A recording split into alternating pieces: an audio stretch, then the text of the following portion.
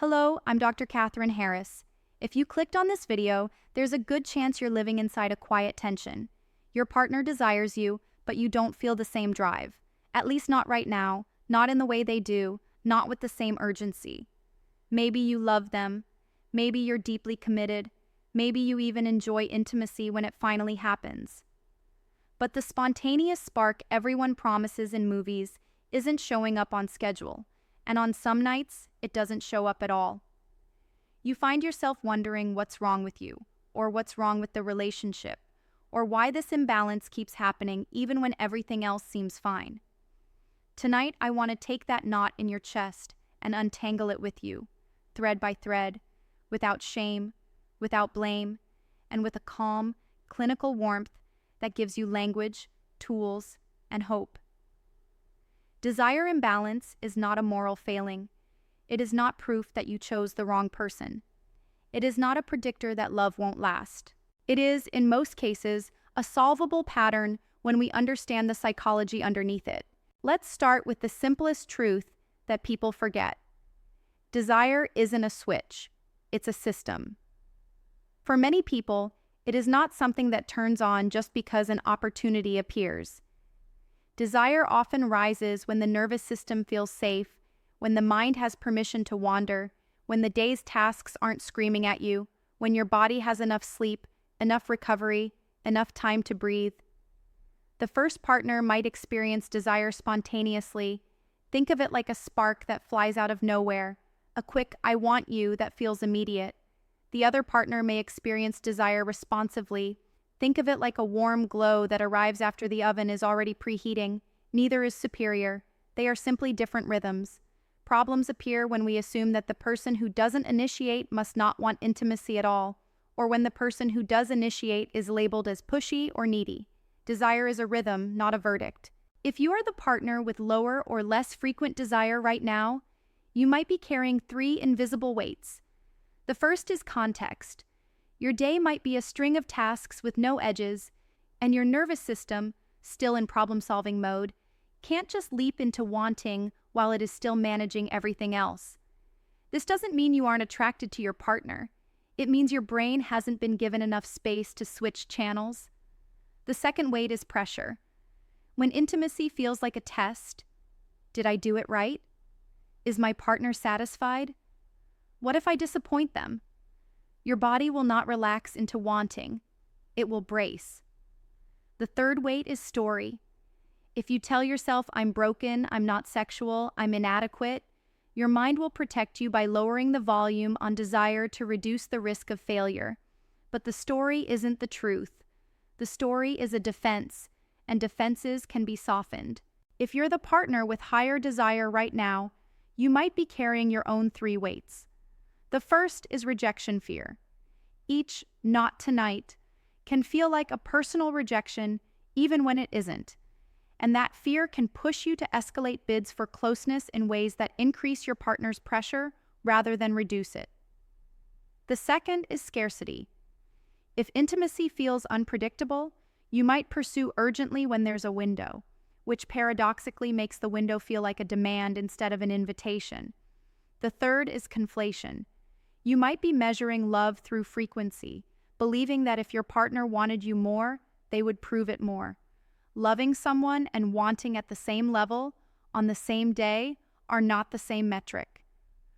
Learning to separate the two will quiet a lot of static. Now let me normalize something crucial. In nearly every long-term relationship, desire discrepancy happens. It's a natural product of 2 different humans with different bodies, different histories, different stressors, and different nervous systems. The goal is not to eliminate discrepancy. The goal is to turn it from a recurring injury into a navigable difference. We do that by understanding what turns desire down and what invites it up. Think of desire as governed by 2 levers. One accelerates, one brakes. The accelerators are things like novelty, play, closeness, affection without demand, humor, music, scent, the feeling of being seen, the feeling of privacy, the anticipation that builds across the day.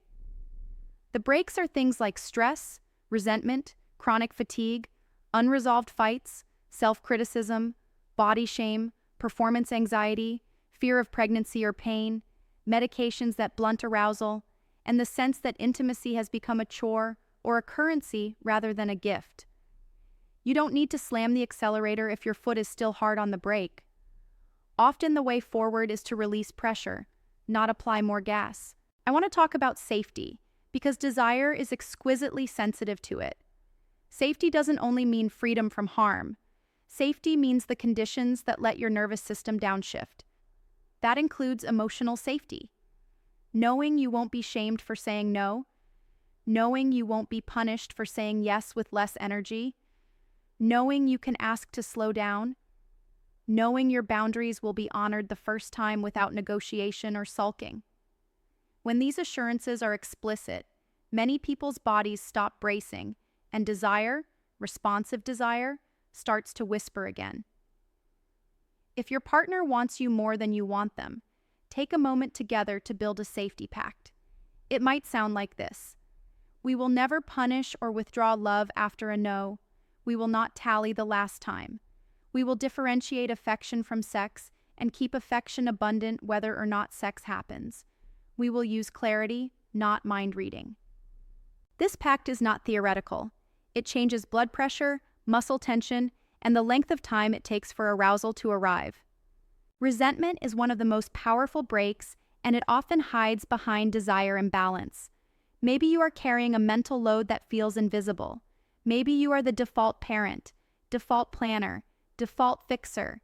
Maybe your partner doesn't see that you are exhausted by 9 in the evening because you started work at 6 in the morning. Maybe there are old ruptures, snide comments, forgotten anniversaries, too many nights staring at a phone that were never repaired. Intimacy doesn't like walking past piles of unwashed conflict. You can't romance your way around resentment. You must clean it up. That means scheduling repair conversations when you're not in bed, when you're not activated, and following a simple map: regulate first, reflect second, reveal third, request last. Regulate might mean 2 minutes of slow breathing to bring your voice back to a normal tone. Reflect means naming your part without defensiveness. Reveal means saying the feeling beneath the complaint, I felt invisible, instead of the accusation, you don't care. Request means one change, small and concrete. Please hold me every night before you roll over. Please take over the morning dishes without me asking. Please ask me what I need before initiating. 2 or 3 small successful repairs will often raise desire more than any elaborate date night. Another break is ambiguity. Many couples try to keep intimacy spontaneous, and in doing so, they make it unpredictable. Unpredictable desire is stressful desire for the partner who doesn't feel it as often. It's not romantic to be surprised into a performance. It is romantic to have pressure-free windows where affection and sensuality are likely but not required. I teach couples the 2-calendar approach. On the shared calendar, mark 2 or 3 short windows each week of time set aside for closeness. Label them gently: connection time, cuddle time, unhurried touch, so that they aren't coded as a test. The rule is that during the window, there is no goal.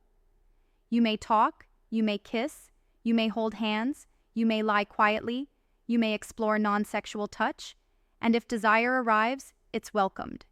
If it doesn't, you both still win, because you met to reinforce the bond. The second calendar is private. The higher desire partner chooses a day to craft anticipation, a message, a playful note, a compliment, a plan for after dinner, without demanding an outcome.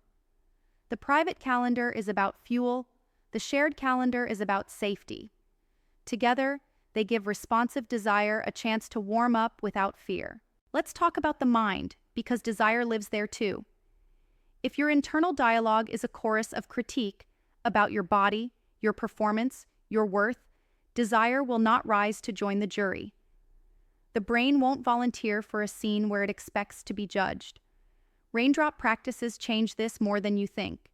Raindrop means small and consistent, like water on a stone. Every day, choose one sentence that you can actually believe. Not "I am perfect," because your brain will reject it. Perhaps, my body is allowed to be here. Or, I am more than a rating. Or, pleasure counts even when it's small. Repeat it at the same time each day.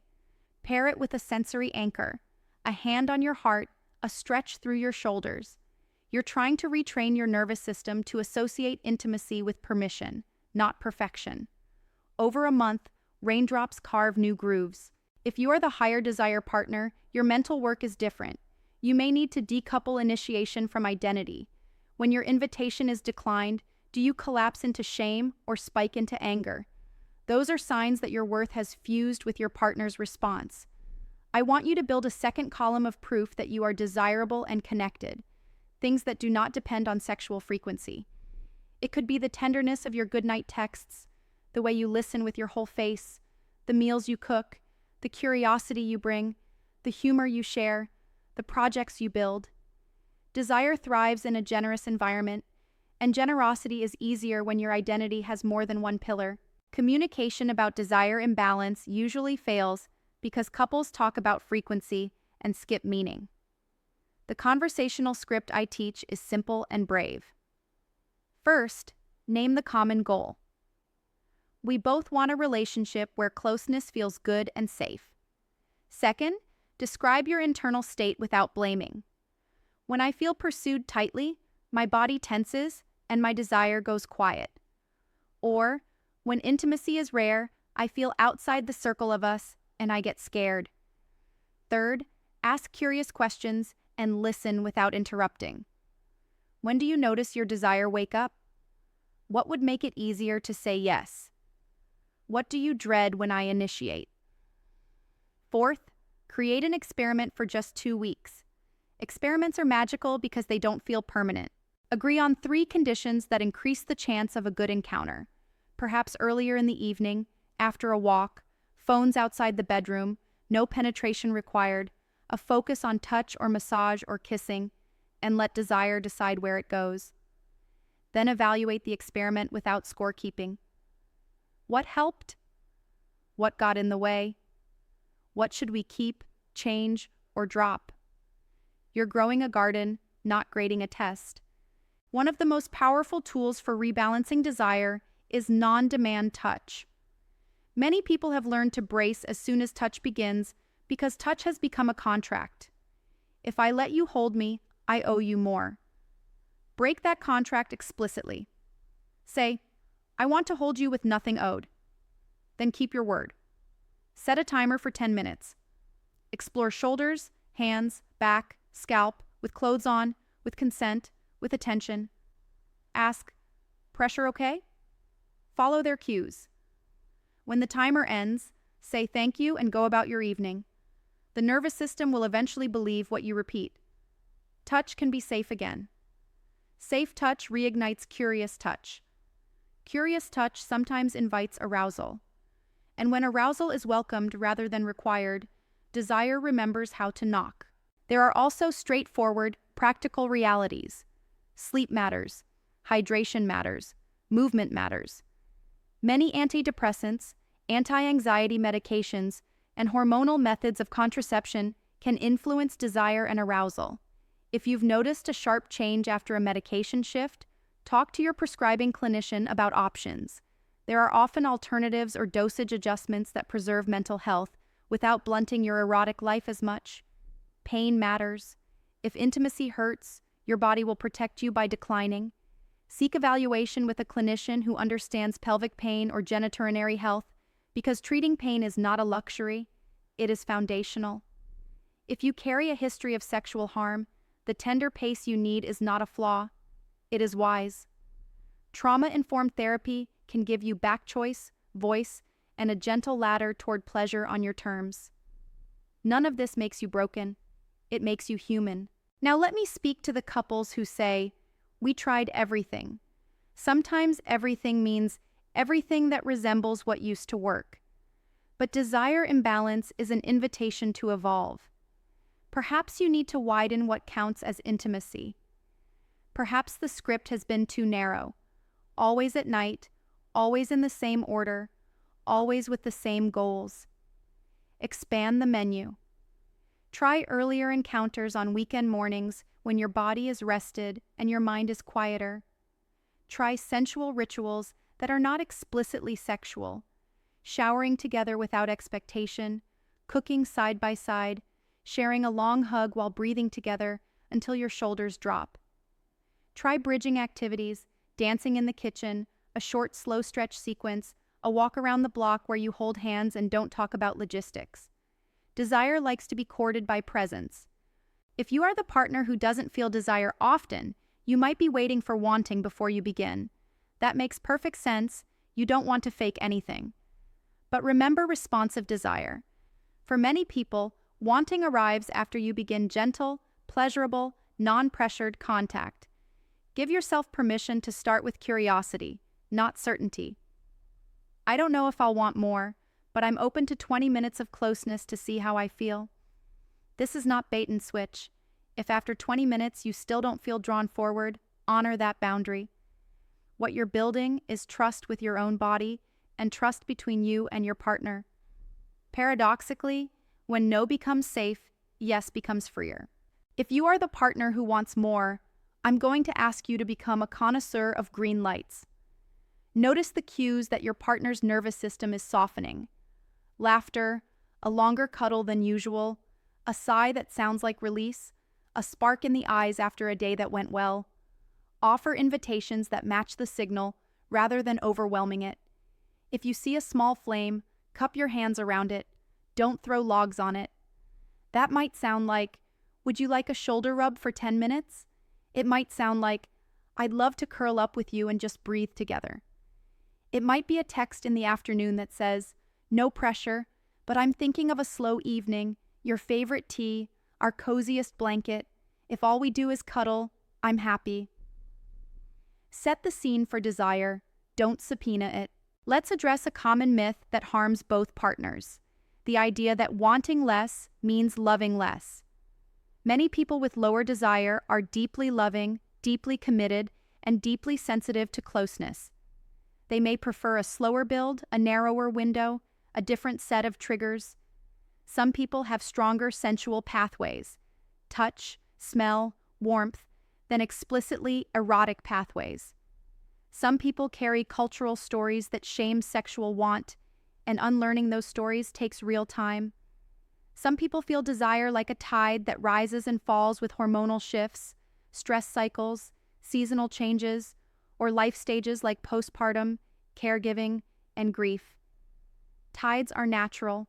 The ocean is still the ocean. You might be wondering, but what about fairness? Fairness matters. So let's talk about a frame that helps. Instead of measuring fairness by frequency, measure it by generosity and consent. Generosity means both partners are actively contributing to the climate that allows desire to emerge. The higher desire partner cultivates safety and patience. The lower desire partner cultivates curiosity and openness to experiments. Consent means neither partner's body is treated like a solution for the other's anxiety. When generosity is present, closeness becomes easier to find. When consent is honored, closeness becomes easier to trust. From that foundation, frequency finds you more often than you chase it. I want to offer a practical 28-day roadmap that many couples find helpful. It's not a rigid program, it's a scaffold. In week 1, you focus on safety and nervous system regulation. You schedule 2 connection windows with no sexual goal.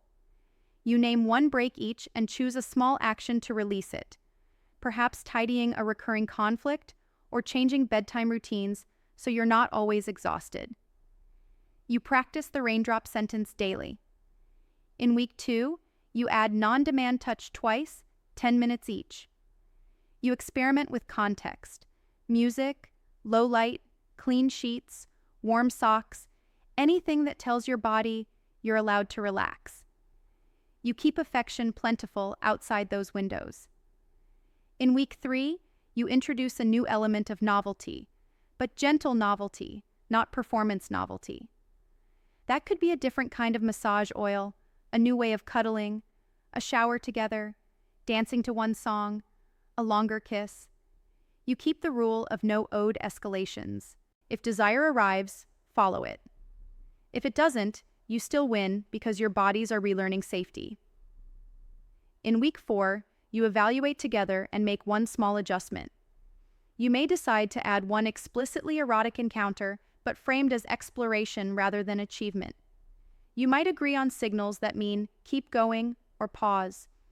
You might identify the time of day that's kinder to both of you and shift future windows there. By the end of 4 weeks, you're likely to notice fewer fights about frequency and more moments of easy closeness.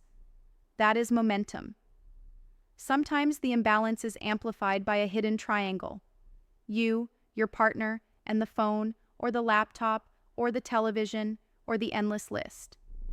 Desire doesn't compete well with perpetual distraction. Reclaiming 20 minutes of undivided attention, no screens, no chores, just the two of you in the same small bubble, can do more than 1,000 lectures. Presence is a precondition for pleasure. For those who fear that naming this issue will make it worse, hear me. Silence is not neutral. Silence breeds guesses. Guesses breed stories. Stories bred in silence are almost always cruel. If you love your partner and they love you, risk the gentle conversation. You're not accusing, you're inviting. I want us to find a rhythm that fits both of us. I want to enjoy you more, with less pressure. I want to feel wanted without feeling tested. That's not a complaint, that's devotion in practical clothing. What if your partner responds defensively? That happens. Defensiveness is often fear in armor. Try this. Validate the need underneath their armor before returning to the topic. I hear that you're afraid I don't find you attractive. I'm sorry I've been quiet. I didn't want to hurt you. This isn't about attraction. It's about pace and pressure. And I want to find a way that leaves us both smiling. If you are the one in armor, set it down long enough to hear that your partner's body is not a machine you can schedule.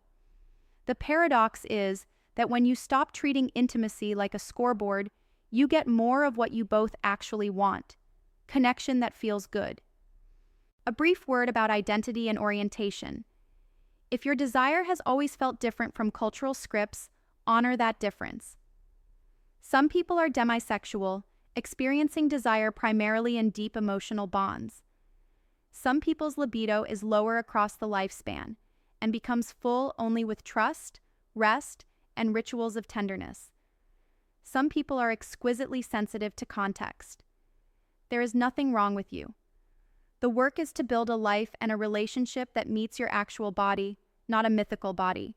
Let's also acknowledge grief. Desire imbalance sometimes brings grief about what used to be, about the early rush that faded, about a version of yourselves who had fewer responsibilities, fewer aches, fewer fears. Grief deserves a chair at the table. Sit with it briefly and kindly. Name what you miss. Then ask, what do we want now? Not what did we want at 22, not what do other couples say they want, but what feels nourishing for this pair in this season. That question is how mature love replaces fantasy with something warmer, deeper, steadier. If you're listening to me and thinking, this is too much work, I understand. But remember, you are already doing work. The work of misunderstanding, misreading, misfiring, and mending after fights. You can either do the exhausting work of confusion or the dignifying work of clarity. One drains you, the other grows you. Before we close, I want to leave you with images that help. Picture desire like a shy animal. If you chase it loudly, it runs. If you sit quietly near where it likes to drink, if you bring offerings of safety and play, it comes. Picture your relationship as a house with many rooms. You've been sleeping in one room for years, the room called How We Always Do It. There are other rooms, the room of slow mornings, the room of gentle curiosity, the room of massage and laughter, the room of quiet holding, the room of play. Start opening doors. Picture yourselves as musicians. One of you loves crescendos, the other prefers adagios. You can still make a song. Let the one who loves crescendos lead the build when the conditions are right. Let the one who loves adagios Set the tempo when the nervous system is tender. Music is made together, not against each other. To the partner who desires more, you are not wrong for wanting closeness. Wanting is beautiful. Your task is to invite without insisting, to cherish without counting, to offer safety as your first love language. To the partner who desires less right now, you are not broken for needing time, rituals, repair, or different pathways. Your task is to stay open to experiments, to voice your needs early, to choose at least small steps toward connection, even when the spark doesn't leap on command. To both of you, intimacy is one of the loveliest skills a couple can learn. Not everyone had the teachers they needed growing up. You can become those teachers for each other now. I'm Dr. Catherine Harris, and I'll leave you with a simple practice for this very week. Tonight, name 2 conditions that make your body soften. Tomorrow, send 1 caring message that doesn't imply a debt. The day after, schedule a 10-minute connection window where nothing is owed. Over the weekend, walk together without discussing logistics. Hold hands, notice the sky, and let your pace sink. Next week, repeat the raindrop sentence daily and add 1 session of non-demand touch. Then, celebrate any small shift you notice. A calmer tone, a longer hug, a laugh that felt like exhale. These are not small. They are signs that your house is warming again. Desire imbalance can be the start of a new chapter, not the end of an old one. When you replace pressure with safety and silence with curiosity, desire remembers you. Not because you forced it, but because you set the conditions where it loves to live. And where desire lives, love gets more places to sit down and stay a while.